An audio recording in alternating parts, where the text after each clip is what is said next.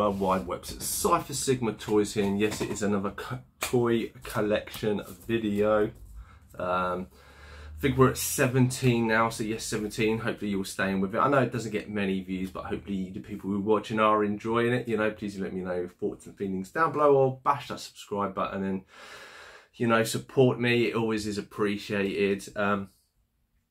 So yeah, so this is where I choose a series where I choose a specific line from my toy collection and showcase all the figures I have and all the accessories and everything else, or go into a bit of detail and just stuff. So this one, as the picture would detail, is Rise of the Teenage Mutant Ninja Turtles. So this is not the first volume of, I think, the Nickelodeon series. This is the 2018 Nickelodeon series, Rise of the Teenage Mutant Ninja Turtles. It lasted 2 seasons, 39 episodes, and then had a movie in 2022 on Netflix. You can find, I think the movie's still on Netflix, but I think the series is on Paramount or somewhere like that. It took me a little while to get into this series, so people who don't know, it takes the kind of stance of the 4 brothers and goes a bit magical. They have magical weapons and stuff like this, and this is the elements that work into this series.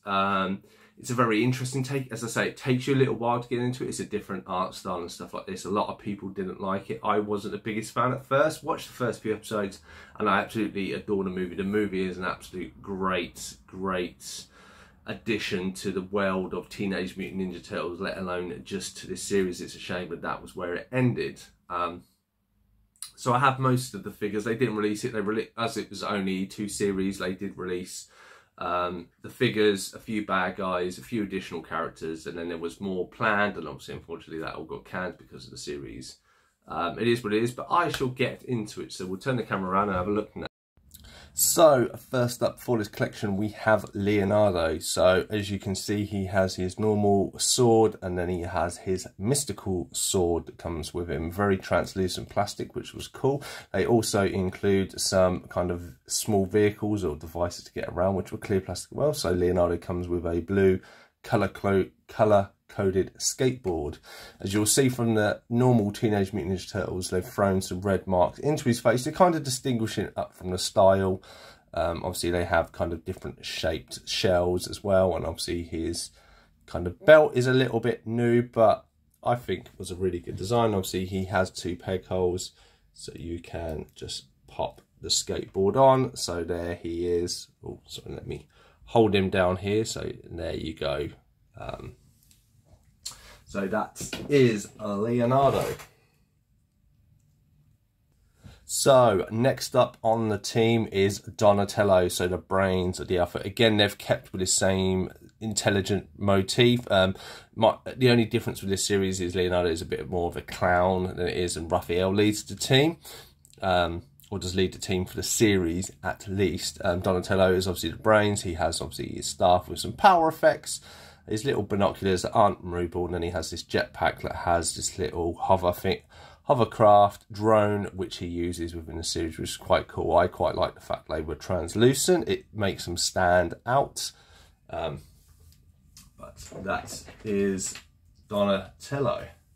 So next up is Michelangelo. So again, kind of kept with the same motif. He is the party dude, so to speak. He has a few colours on his shell just to make him stand out, and obviously has this translucent nunchuckers, as well as kind of a half nunchucker with a boxing glove on the top that you can clip to his belt. So most of them have a clip.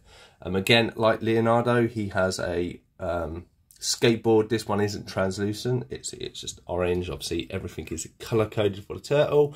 Again, the pegs in his feet stick the skateboard on, and there we go, there he is on his skateboard with all his weapons. So quite compact and close to the fact.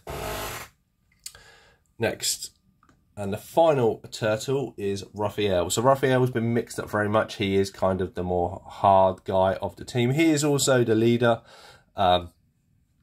He has tonfas, so kind of nightsticks, so to speak, rather than his size, I'm assuming due to it being a kid's show. Obviously these aren't sharp weapons, so thus get away from the kids wanting to reenact it. Obviously his power effects is around his gloves. He can grow big and do kind of punches, so that's why they added that in. And obviously a little, as you can see, of a size comparison there you can see he is quite wider than the other turtles, but about the same height, or probably a little bit more, but I've got him in a sumo pose just because it balances him out.